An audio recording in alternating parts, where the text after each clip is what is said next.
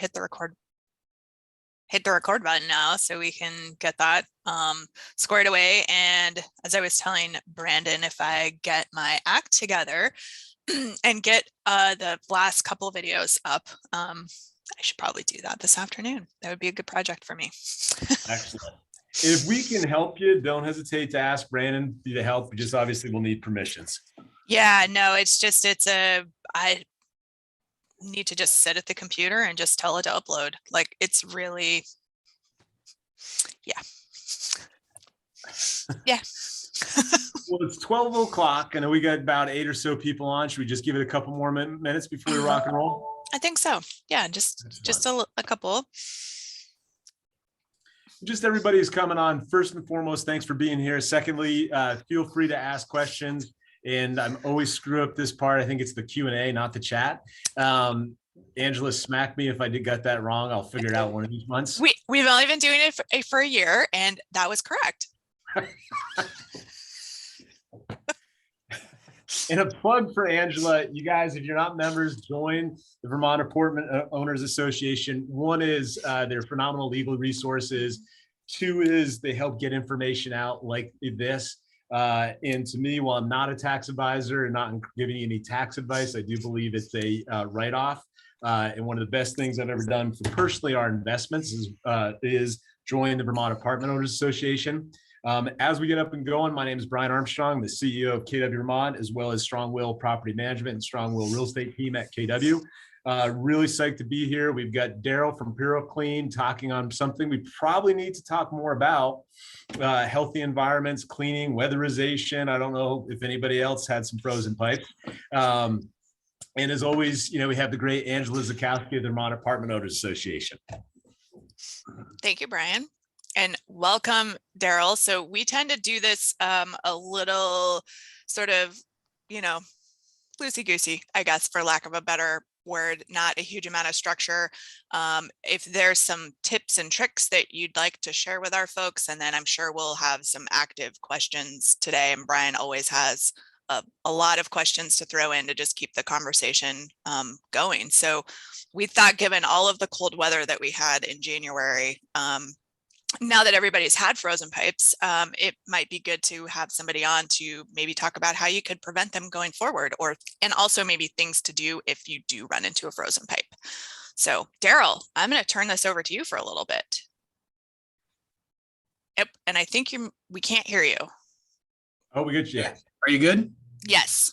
Okay, there you go. So the good thing is I haven't had any chance to prepare for this, but so you're not going to get any fancy marketing or any of that junk. You're going to get real world stuff right now. That's what yeah. So yeah, frozen pipes. We've had a ton of them, quite honestly. And I got to tell you, the most simplest thing is tell your tenants close their windows. We probably, literally have gone to a half a dozen where people just left their windows open. And, most of it is stupidity related. I got to be honest. To advise this group on really what's the best thing to do is, well, you can't fix it, which is unfortunately like tenants like to do what tenants want to do. And ideally though, the first step is keep your heat on, close your windows. And we've seen the majority of our broken pipes have been on angle stops or in angles where it's open to an exterior wall.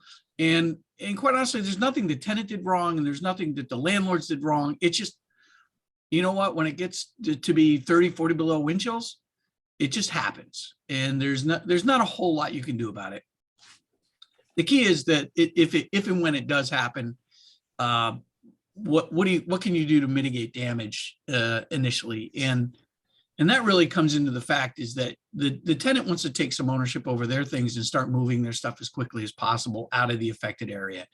That's the first advice. Start moving your stuff, take some ownership over what's happened. And usually they don't want to hear that because it's not their problem that the pipe broke because they don't own the building. But ideally that's very helpful and gets things moving. And from a small scale standpoint obviously start the extraction of the water. If it's good furniture, you want to put plastic underneath the good furniture so it doesn't wick up the moisture and ruin good furniture. Immediately, if you've got a property manager over there and they can start moving things around, or if they look up at the ceiling above and they see that potentially the drywall is coming down or there's issues, move everything out from underneath of that. The bigger thing is whether you think you have it dried or not, is call us. And this is, or I don't care who you call a mitigation company to just ensure that the building is dry, because this will avoid problems down the road for all of you for that dreaded word mold. We don't like it. You don't like it. And it tends to get blown out of proportion. And that's when you start spending some money, because a $2,000 water damage bill from us is a $6,000 mold remediation on the back end if it doesn't get taken care of. So we don't charge for inspections. So why wouldn't you pick up the phone and say, hey, come take a look at this, make sure that whether we try to dry it or whatever, we just want to make sure it's dry. So the big thing is that down the road that there's some documentation or that there was an inspection to ensure that the building was dry. And when they do call you and say there's mold in the building, you can say with confidence it wasn't related to that broken pipe in your building, or there's no issues as far as the pipe, because we see that a lot. We get called in for mold calls. I probably get 6 to 12 mold calls a week.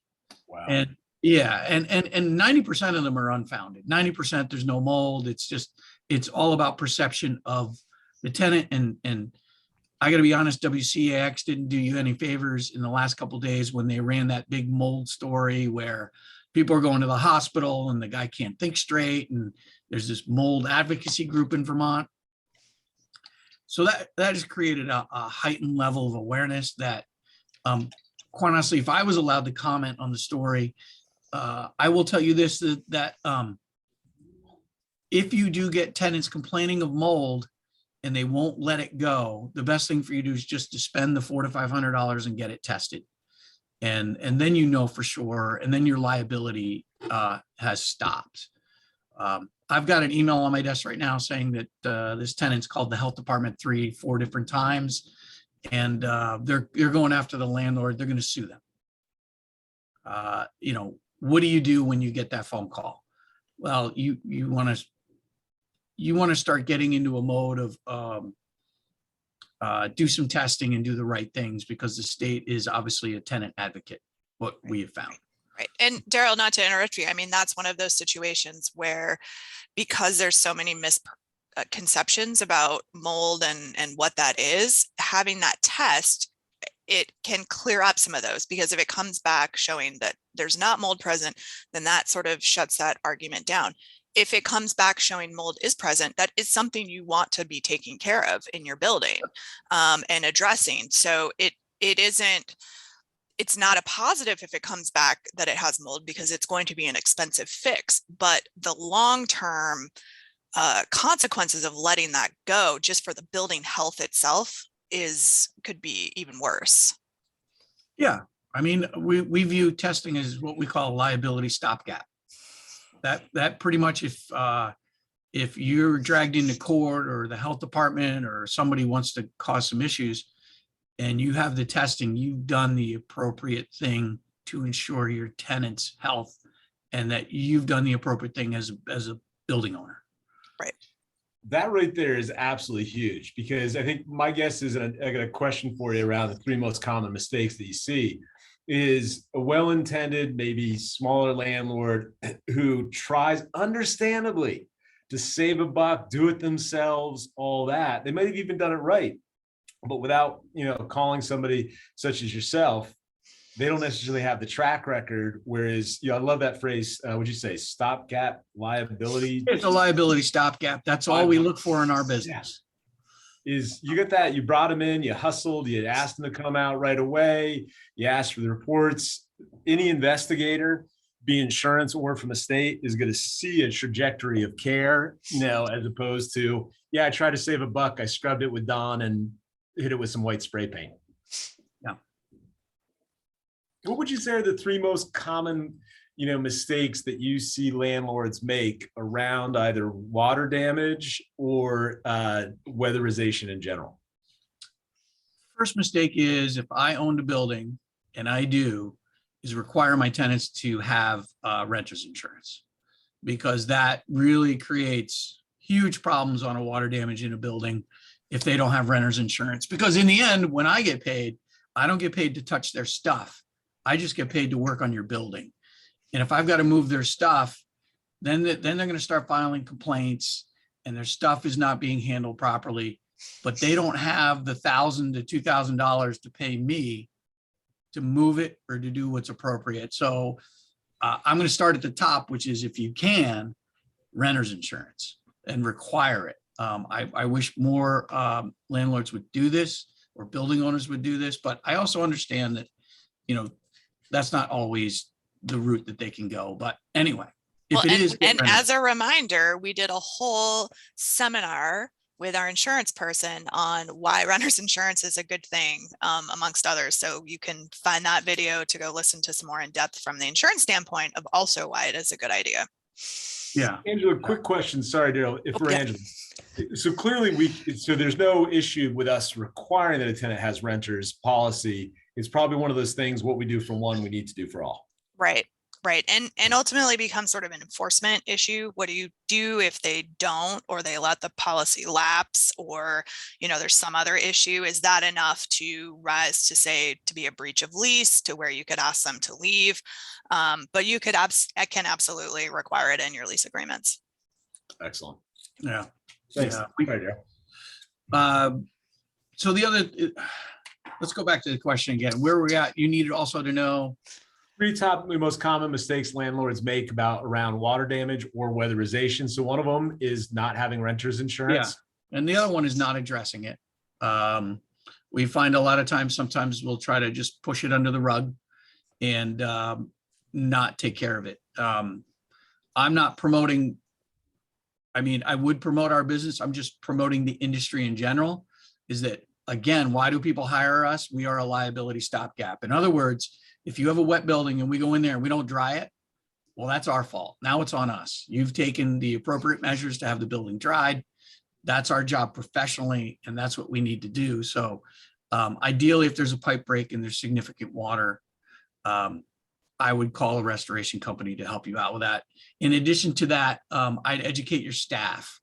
So what we're finding out a lot is that management companies are having a hard time, even landlords, hiring people that can really talk to tenants in a professional manner, or at least in a manner that doesn't raise concern. We sometimes will get them into a building and their maintenance person has already inflamed the situation because they're not educated on water and they're not educated on mold, and they actually are working against you if they're not really educated on water related issues in buildings, mold. Give them a little bit to go on, and also coach them on how they need to communicate with your tenants, because there are times when it's really not that bad, but we've then been forced into a situation where it is that bad because the tenant has received inflammatory information from your own people. And so Daryl, just if you're able to, could you give an example of something along those lines, just so people maybe get a sense of the types of things that are being said that aren't really accurate? Yeah. I'm dealing with one right now, and what it was is a sewage loss in a tenant's apartment, and the tenant wasn't sure what it was. It was sewage around the washing machine, and it came up through the drain.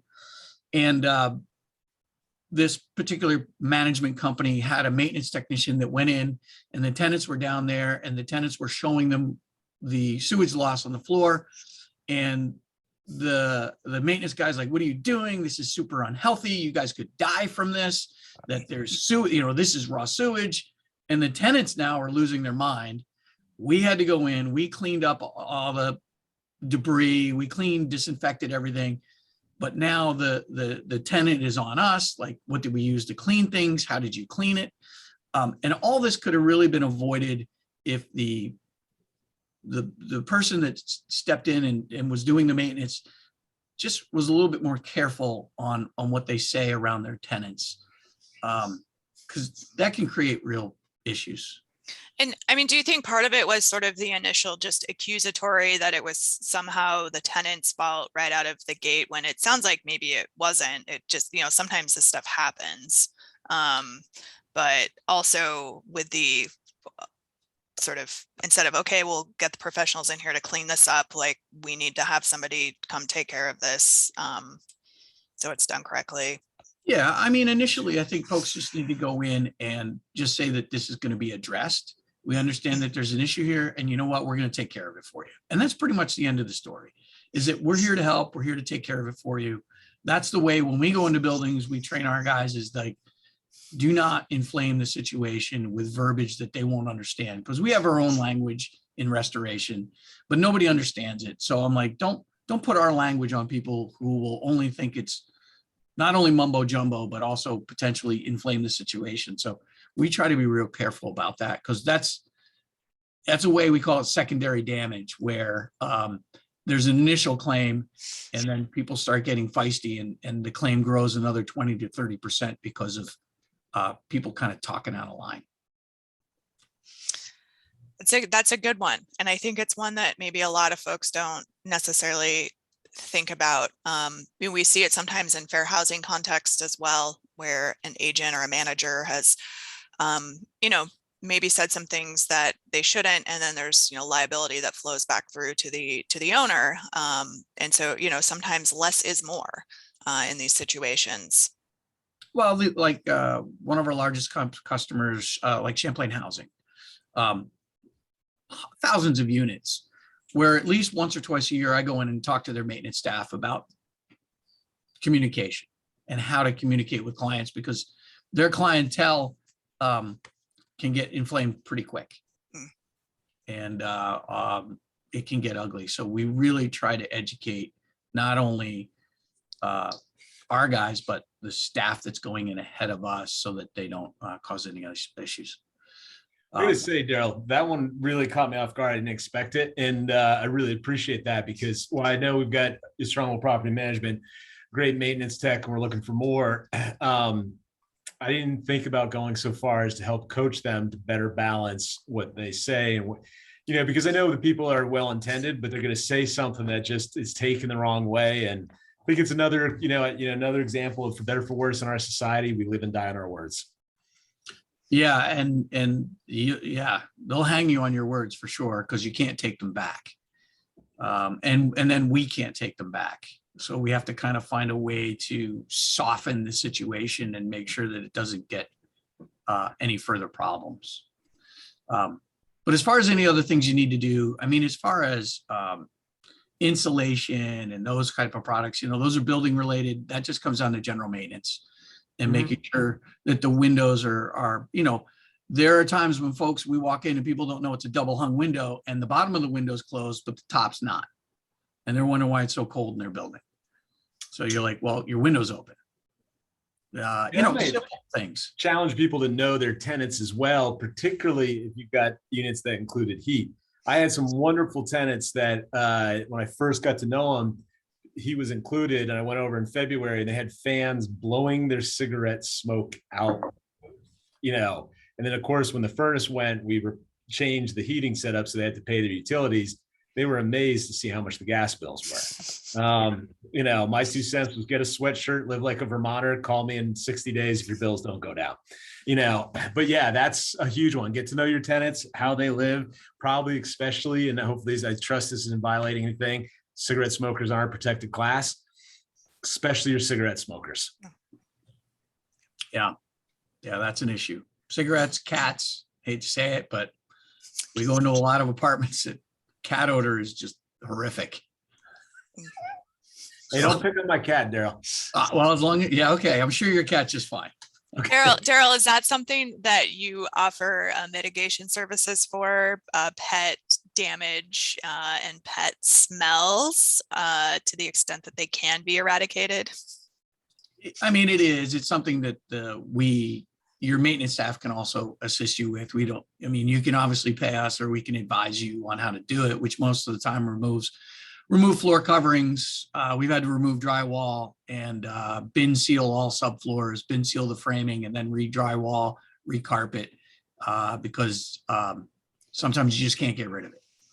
And some property managers and all building owners are fully capable of handling that themselves.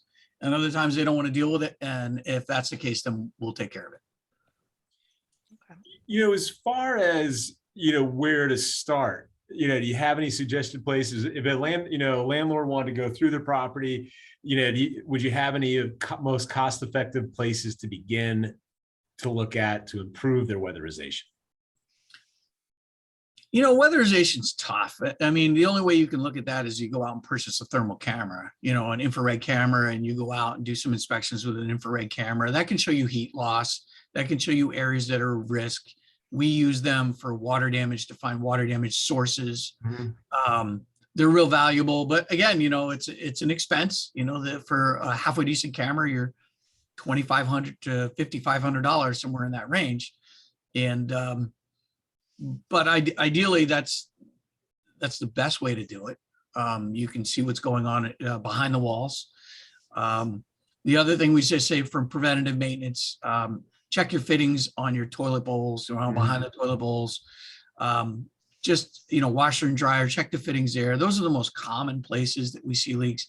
And the other thing that we also don't like are those automatic faucets where you kind of wave your hand and they go on. Don't put those in your building, because tenants we've had wave their little hand behind the faucet and then it floods the place because they didn't know they waved their hand.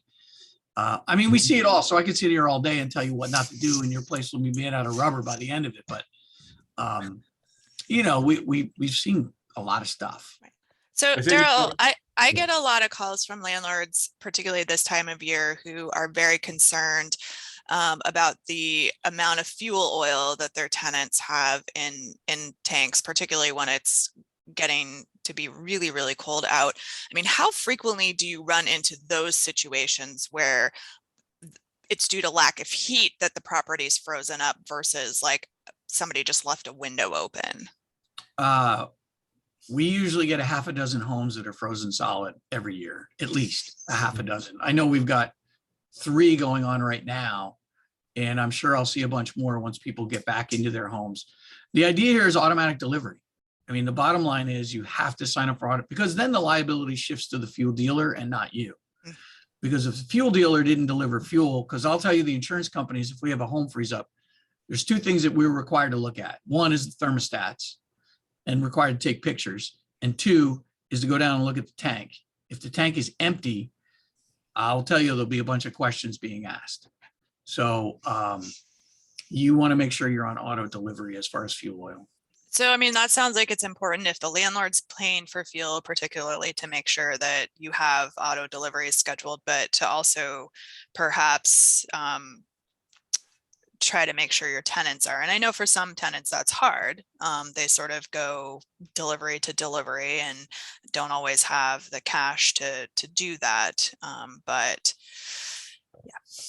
Well, I mean, there are ways that the landlord can be the default on the utilities. So if a utility doesn't get paid, a landlord can be notified and say that either electricity is going to get turned off, or so you should have that agreement with the utilities that are providing that. However, the fuel oil companies are different. If they're not on auto delivery, you don't call them and your house freezes and your tenant causes that freeze up, you're going to be on your own. One of the things that comes to mind is just anything that's going to repeat itself 3 times or more, we need models and systems for. And so maybe there's a document that can be created with a typical fuel oil company that says Brian Armstrong authorizes, Blue Flame to let Angela Zakowski know, if auto delivery is terminated. Little things like that to just increase the communication. As a side note, one of the things, as we referenced, not only what to say, what not to say, but just the topic of communication. When we had a really recent cold snaps, I asked Dan Hogan, who does a great job for Strongwell Property Management, to make sure we're messaging people that have buildings that we know are like, I'm thinking of one corner of one building that hopefully we've addressed, but they needed to know right away. Just say, hey, we got a real cold snap going. Could you please open up the cabinets, trickle the water, which is a catch-22.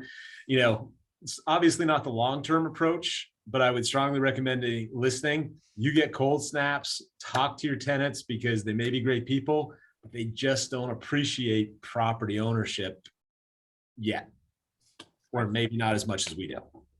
Yeah. And to tie off, to kind of tie into that, One of the things that we highly recommend is an EMP, which is an emergency management plan.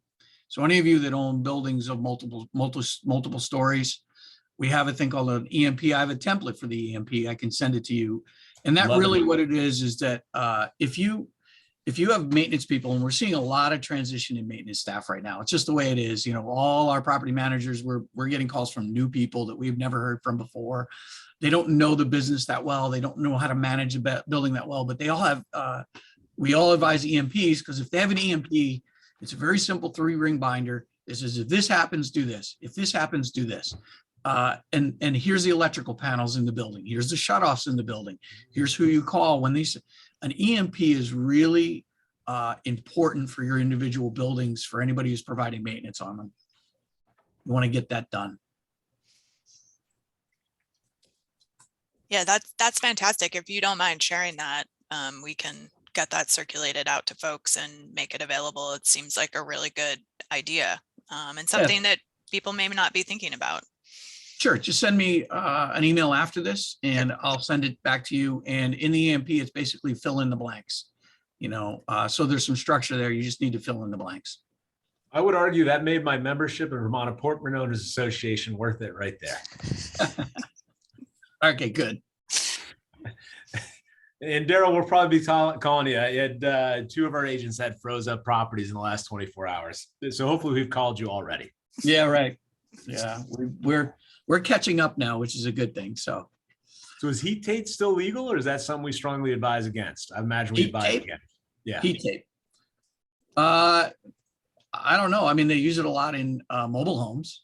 Obviously, they use it a lot in crawl spaces around heat pipes. We just went to a job. I went to a job 2 days ago to do an inspection where the heat tape failed and the pipe froze and, you know, flooded a personal, you know, someone's home. Mm-hmm. So I don't really know. I can't answer that. Good. Maybe a question for electrician. Seems like it might be more of an electrical code kind of thing than a. Yeah. So in a public building, let's bring in the electrician into the conversation. Typically, when we see light fixtures that are filled with water or panels that have gotten wet, we highly recommend the building owner call their electrician to recertify the building and just make sure everything's in good shape. We've had lights that have been on that are full of water, and usually that, I mean, that's what breakers are for. They should trip, but you've got to be careful around water and electricity. Yes. Anything else? I'm sure there's a lot, but. Brian, you're always the go-to with questions here. You know, do you have any standard annual, either practices or habits you recommend landlords conduct to make sure their weatherization is keeping up? Not really. I mean, we don't get involved too much in, I mean, I can only tell you what we see, and 9 times out of 10, there's nothing you could have done about it. Yeah. In older buildings, obviously, you want to upgrade your windows, you want to upgrade your insulation. Those are basic things, but we've even gone to brand new buildings. I mean, just we did one that was built last year and it had a significant freeze up, and it was, quite honestly, everybody's pointing fingers, but the way we see it, it was really nobody's fault. It just, when it gets that cold, it happens. Yeah. We don't see much neglect. Most of the property owners up here do a good job. We actually had a great comment from Sheila Jacobs. Sheila, it's great to have you on. I hope all is going well with you, my friend. FYI, the Burlington Water Department last month told me I was allowed to wrap our water main and water meter with heat tape. Thank you very much, Sheila, for sharing that. That is actually great information. Hopefully we all have buildings that don't need it as much, but I know a couple of our older buildings, that's probably something I'm going to ask our property manager to take a look at. Yeah. The only other thing is, and we haven't had a lot of snow as far as insulation goes, is just make sure your attics are well insulated and you don't have a lot of heat loss going through your roof. Our seasons for ice damming have not been that bad recently over the last couple of years. We haven't seen that many ice dams. This year, I don't think we're going to see that many either, because it usually takes a foot of snow on the roof to start causing ice damming as we head out of the winter season. So I just say the first 3 feet of your roof, even you're at your home, it's great to keep it clean, because then you'll avoid ice dams. And on that note too, I'm sure everybody's familiar with roof rake is a phenomenal investment. It's not meant to fix a roof leak, but I'm in a habit now, because I learned the hard way at my own house. Roof raking for an hour after a massive snowstorm when I get home from the mountain goes a long, long ways towards preserving your property. Yeah, for sure. So I know we've been talking a lot about winter type freeze ups and water damage. Sort of, if we were moving out of the winter, where are the other areas that you're seeing lots of water damage or issues and just properties in general? So we're usually in the spring, here's what we come into. One is that the perimeter drains on some of the foundations of more homeowner buildings get plugged or frozen. And as things start to melt, that perimeter drain's still frozen. We get a bunch of basements that get flooded. So we always like to tell people, check your perimeter drains around your building. That's always an issue. And then in general, we always get groundwater intrusion. We've dealt with a lot of management companies on advising them on how to change the grade around some of their buildings, because water flow changes year to year, and we'll hear it. Hey, we've never had this water in this building. I've owned it for 10 years, and now we're getting water in. Well, what has happened is there's something happened to the grade around your building, and or your perimeter drain is plugged. But obviously grading is an issue, and changing the how water flows is an issue. And then ideally snow and roof leaks. So keeping that snow off the first 3 feet. I know that you can put a heat tape in your gutters. Keeping those clear is also good. But yeah, I mean, it's the gambit. Most landlords now are not allowing open flames in their buildings. Fireplaces, even pellet stoves are starting to get, no more open flames, which is a good thing. Puffback season, there's 2 seasons for puffbacks for you folks, which is if you heat with oil or at the beginning of the year and the end of the year. So when the furnace is working hard or just starting up, we get puffbacks, and we'll start to see puffbacks again in March, April. If you haven't cleaned an oil-fired furnace in a while, do it. It's well worth it. Puffbacks are expensive to clean. And can you just explain to folks what a puffback is and what it does to the building? Yeah, I mean, ideally a puffback is when you have, and it has to be usually with oil. It is an oil-fired furnace. Within the firing chamber, it's not getting an efficient burn. So you're going to get buildup of additional fuel oil in that area. And when it doesn't burn properly, it leaves a sooty residue. So every time your furnace is firing, it's blowing out heat, but it's also blowing out soot. And it's an oily soot that really covers everything in a building. And that means all the tenants, everything in the room is covered in soot. So what makes it even more difficult is that we can clean your building because you own it and it's insured, but all the tenant stuff is now covered in soot, and they're going to probably try and come after you because you didn't maintain your furnace.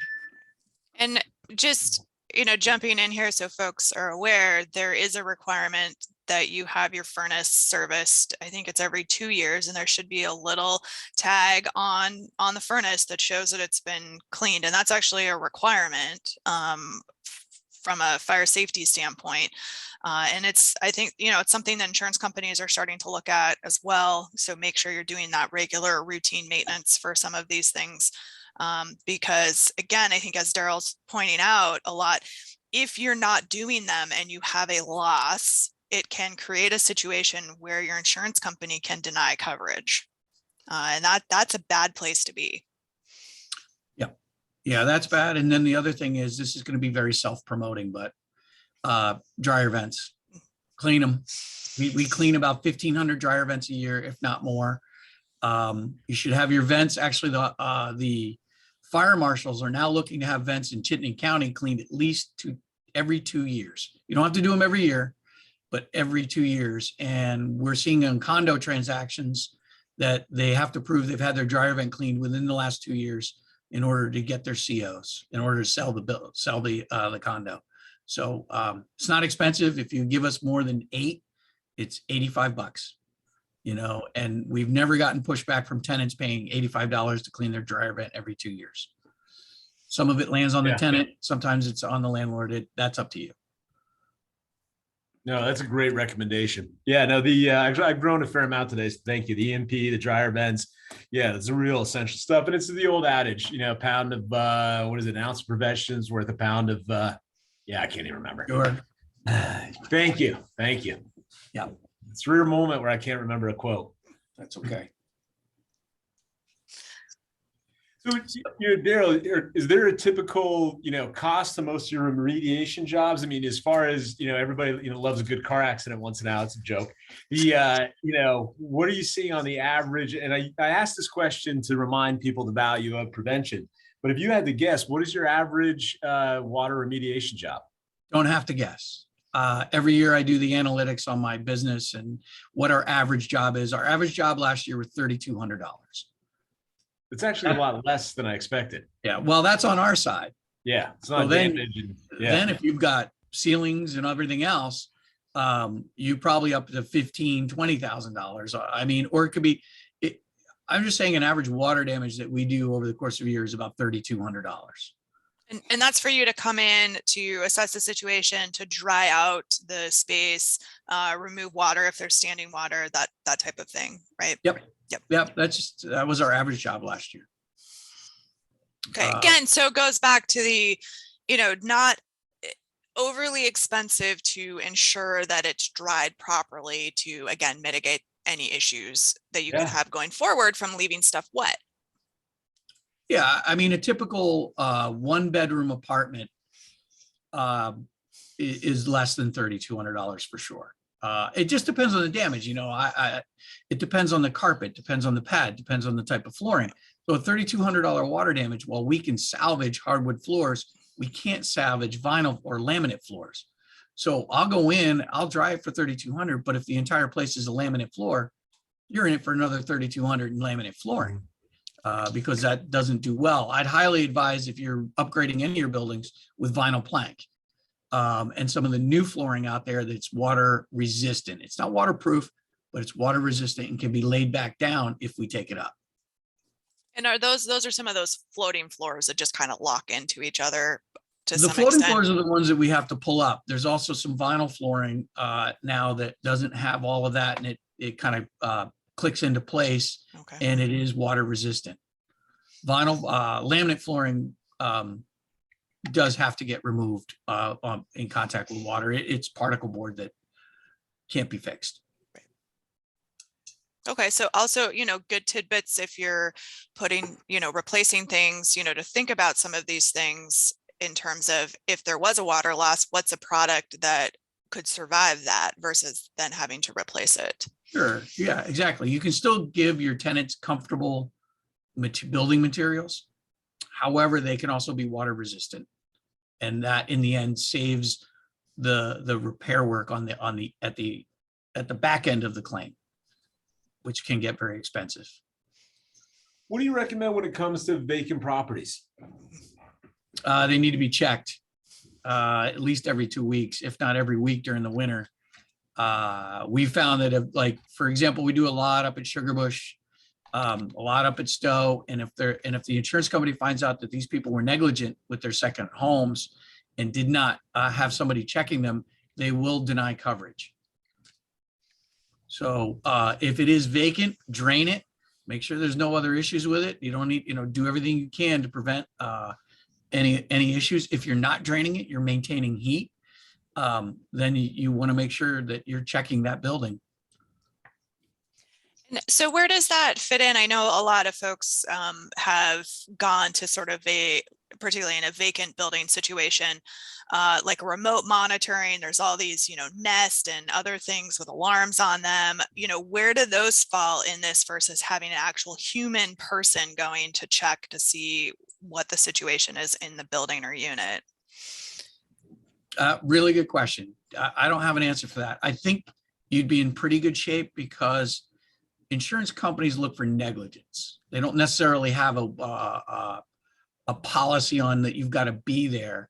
But if you're showing that you're taking good care and custody of a property, meaning that you've got a Nest camera, you've got alarms, you're taking measures that are preventative, I think that'd be a whole different story than you've got a vacant building and you haven't been in it in a month and now it's frozen solid. And then there may be a problem. I'd also go so far as I fortunately had to put a sump pump in years ago, but I would go the extra distance to buy a sump pump that's got backup. I went after a ridiculous one that connects to my phone, Basement Guardian. I don't quite know if it was worth the stupid price, but it's great because it's connected to Wi-Fi, tells you when it's going off. And I've been traveling before when it's, sent me alerts and stuff like that. It all goes back to, again, we're just talking if we're talking 3,200 absent materials, that to me is all the more reason to, either look at some of those alarms. Personally, I'm a big fan of Ecobee furnaces or similar Nests because I can be traveling and check the temperature of my house. And we all know when we're traveling in February in Vermont to a warmer place and it's -20, I'd be surprised if anybody doesn't worry about the property. But So also good Yeah. reminders to be checking in with your tenants, right? Because these are all things that, we can do as homeowners with our own properties. And, even sometimes as homeowners, we don't think about it, but I think for the most part, tenants may be thinking even less about it. So, we know we're coming up on February break here in Vermont.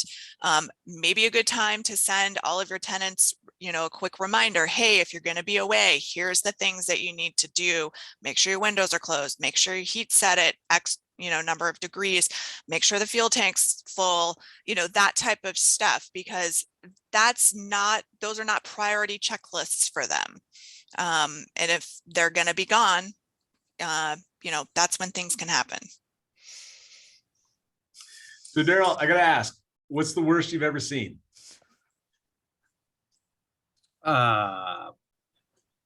Well, the worst I've ever seen is hoarders. It's the worst I've seen. It's the worst I've smelled. Hoarding is a really tough one for us because we're not social workers. It's a hard one actually for building owners as well, because we do deal with hoarders. And that's where those checks you just talked about poking your head in and looking around. Champlain Housing, we deal with them a lot. And obviously they have some tenants that have some issues. And they have a social worker that supports them and will work with their tenants on hoarding related issues. But yeah, the worst we've seen is it was a hoarding job where it was really bad. It was really bad. Well, I appreciate you jumping to the fact that it is a mental health issue. I think a lot of us think it's just slovenly and all that, but in reality, it's a mental health issue. It is. So I applaud you for mentioning that aspect of it. Yeah, no, absolutely. Well, and I think that goes to sort of the earlier piece of the conversation we were having about, being sort of respectful and the way you treat folks and how you communicate with them about some of these issues. And, nobody wants to be in an emergency situation or have a busted pipe, but, how you respond to that or how your maintenance team responds to that can probably make all the difference in whether it goes smoothly or whether it's not a fun process for everybody. Yeah, so I think that's a good comment. It's a great way to kind of not necessarily wrap this up, but to say that we're not in the mitigation business. We're all in the customer service business. So if we get a client leaning forward, that $3,200 water damage can be a $2,800 water damage, because if they start trusting you and you don't judge them and you approach them from a customer service aspect, and we see it all. I mean, if we were to judge, we'd never walk into anybody's building. It's just the way, it's amazing what we see out there. So we don't judge. We go in there, we're there to take care of the water, and we have to do it with empathy and in a compassionate way. So regardless of what's going on, I think that you still have to keep your head about you. Your maintenance people have to keep their head about them. And if they don't inflame the situation and you get your tenants leaning forward, you don't really have to worry about that liability. You don't have to worry about that call to the attorney, that you've built some trust and that it'll go much better for you. We have two questions, one for each of you. And Sheila, thanks again. Always great to have you. To Daryl, what is the approximate cost per unit to do a basic preventive weatherization inspection, i.e. including the infrared camera? We don't do that. Okay.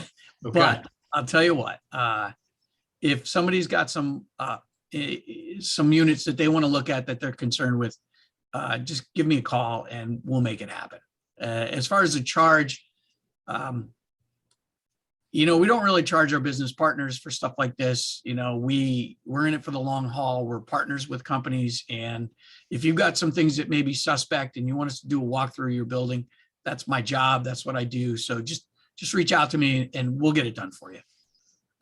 When I say we don't do that, is that I'm going to give you a unprofessional opinion that will be experience based. If you really want somebody to look at the weatherization of your building, there's plenty of companies out there that will do an energy audit for you and tell you everything you need to know. Makes sense.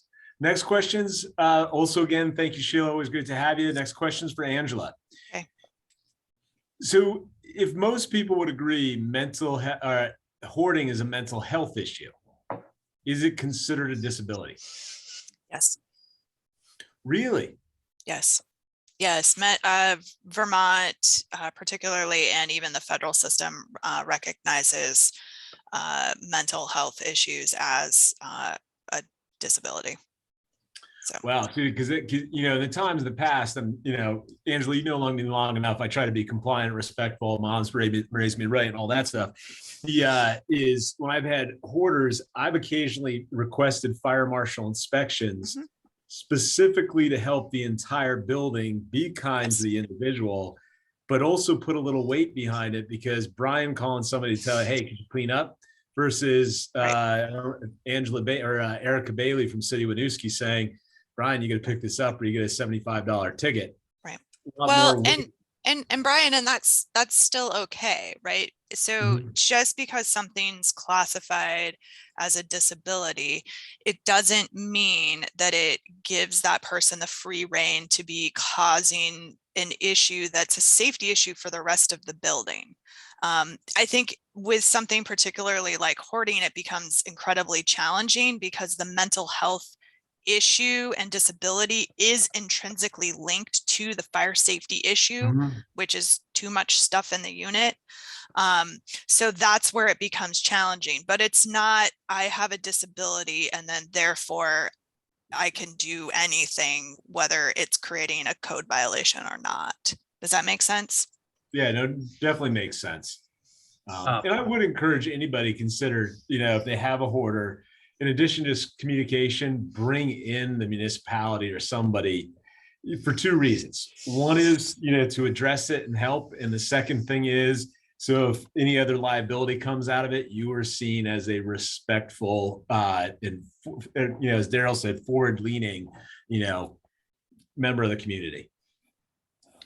So one of the things we do is I do teach a class in hoarding.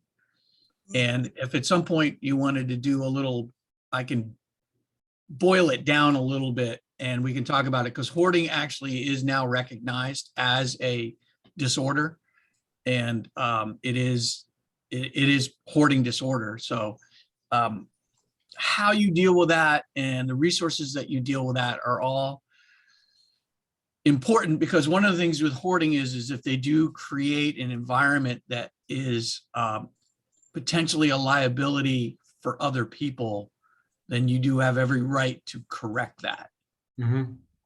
That might be a very interesting topic. It might be a very interesting topic. Unfortunately, it's all too common. And if the tenants, another great question, if the tenants don't think they have an issue, how do you handle communication with respect with landlords' expectations?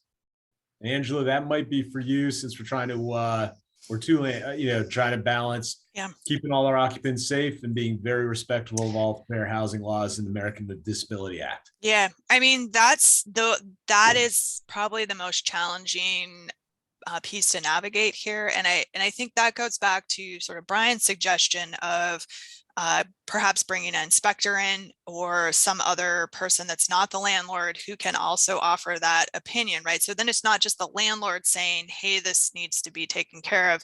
There's, someone else who says, look, this is a code violation. These need to be taken care of. And so a lot of times that can also help because it takes it out of just the landlord versus tenant kind of approach.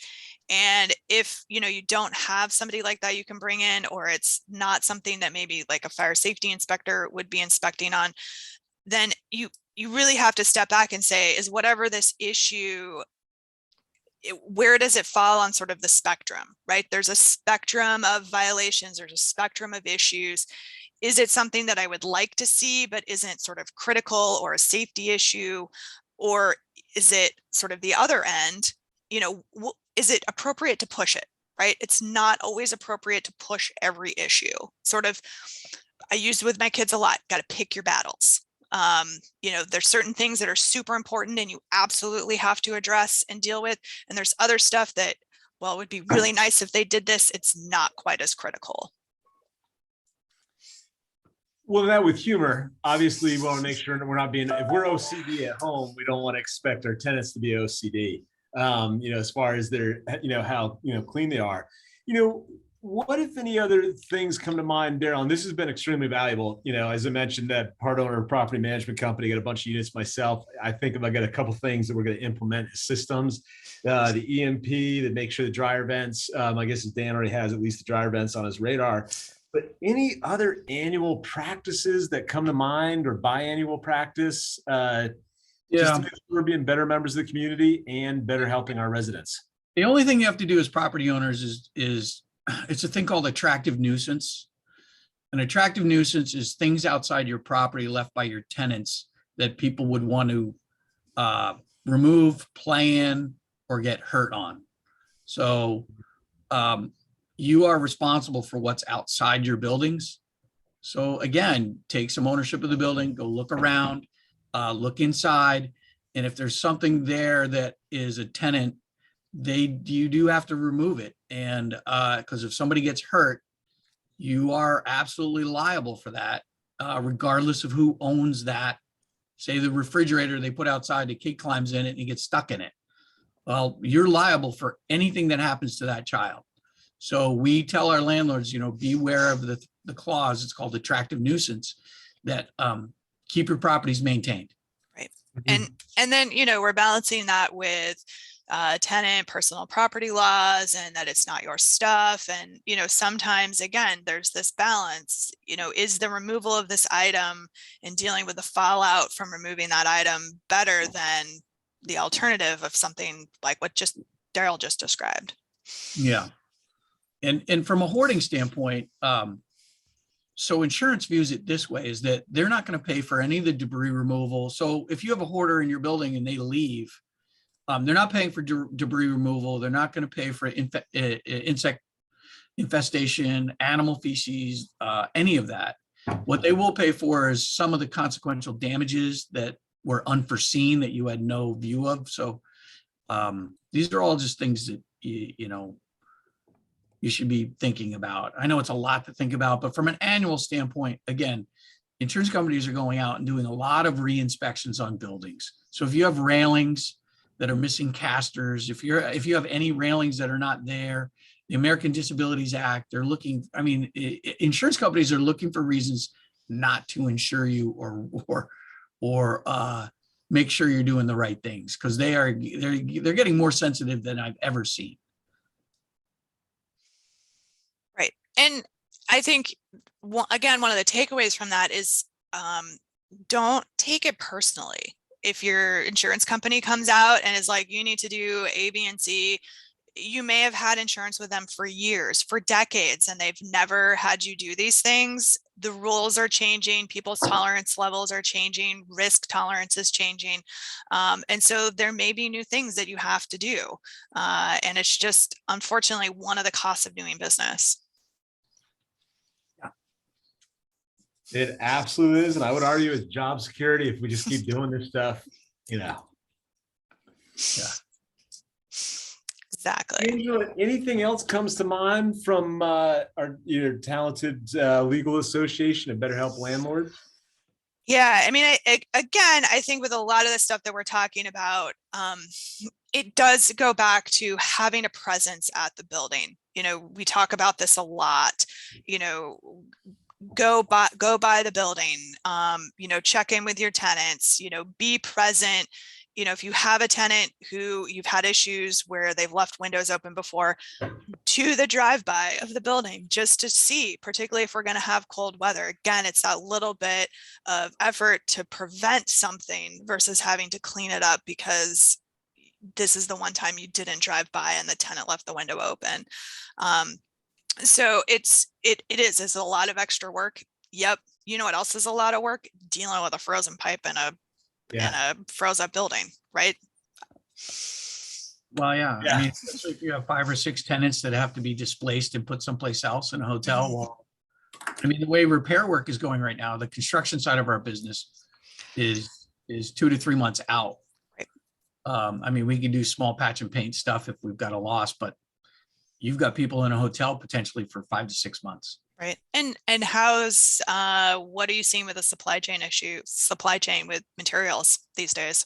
Getting better, but again, if you have specific kitchen cabinetry that you're looking for, your choices are definitely much more narrow if you want things here and now.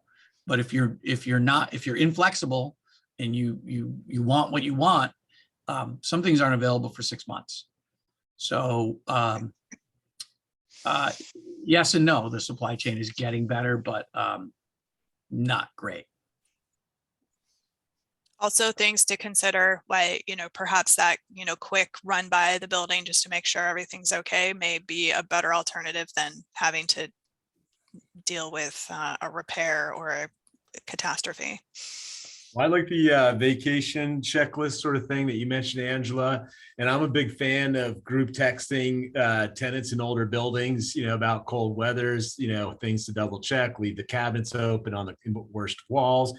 Again, not long-term fixes, but certainly short-term to help you get through. Heat tape, I have mixed feelings about. So Brian brought up a good point. We're finding that people don't like flyers. We're finding that people don't like mail. We communicate now all electronically with our clients, and we have a portal that they can go into and see what's going on. So if you can get the texts or emails from these people, there's a lot better chance that it's going to wind up in their hands. Because I don't know about you, but when your little beeper goes off and you get a text message, that 90% of the people pick up their phone and drop everything to see what it is. So we're just trying to shift our communication to electronic. Well, with humor, we all know in cold snaps, if you manage your own buildings, if you get a late night call, it's not a question if a building's in trouble. It is a question of which one. And how bad. I remember being in one of the few times I snowboarded out west in Utah, 11:30 Utah time, got a call and it was a flooded property, pipe had burst and the water was up to the foundation line. Good times. Well, I can't stress enough, Daryl, I really, really appreciate your time. You know, unfortunately, and this is like, you're probably like a doctor and a mechanic, that every time I have to call you, I enjoy talking with you, but I know it's going to be pretty expensive, but it's worth every penny. But I can't stress enough because I've grown today. You've given me some ideas. I'm going to double check, make sure we're putting in process at our property management company. Angela, I also like to thank you for all this, you know, back and forth. It seems hopefully we're bringing great value into everyone who attended. Any other questions or comments in closing before we ask everybody to get out there, do their part to be preemptive and helping provide better communities for our tenants? I'm all set. Any final parting words of wisdom, Daryl, for folks on the call still? No, really, nothing that wouldn't be too self-serving. So I just say, I Well, don't, Daryl, your self-serving's worth it because you guys provide an invaluable service, just like my mechanic, my doctor, my attorney, and my accountant. And again, love to talk with you. Just know every time I have to call you in a pinch, it's going to be expensive, but well worth it. Well, we liken ahead. it to this, is that if you're sick, you can call the cab to get you to the hospital, or you can call the paramedics to get you to the hospital. Well, we're the paramedics. So it depends on how you want to get there. You're going to get there and live if you call us. The taxi, I don't know. Well, I hope we can talk further about possibly doing a class, helping with quarters, both to help our residents, but to help the quality of our buildings. Angela, any other updates, things that we should be thinking about as we look forward to the next couple sessions? Yes, I think everybody should be paying attention to H448, which is the Burlington charter change related to just cause. I understand the House Government Operations Committee may be voting that bill out this afternoon. If they do, it will go to the floor of the House for a vote. So now is the time to start calling your local representative to tell them that H448 is not a good idea for Burlington. It's not a good idea for Vermont, and it will actually create more problems and challenges for tenants in the rental market. It will not solve the housing crisis that they're talking about. Yeah, that one's terrifying. I'll try to abstain any further comments because I believe in landlords' rights. I do not believe in giving, well, here I'm going, violating that statement, giving some very well-intended people effects of life estates at our properties. Yep. Yeah. So now's the time to start making some of those calls to get involved and participate in that process. So legislators hear from you.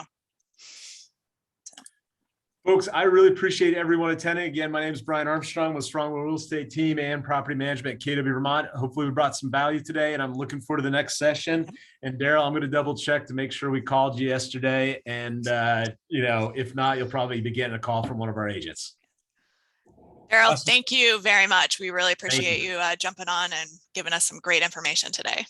Yeah, it was great. I really appreciate the time. Thank you. Thank you. Take care, folks. Bye, everybody.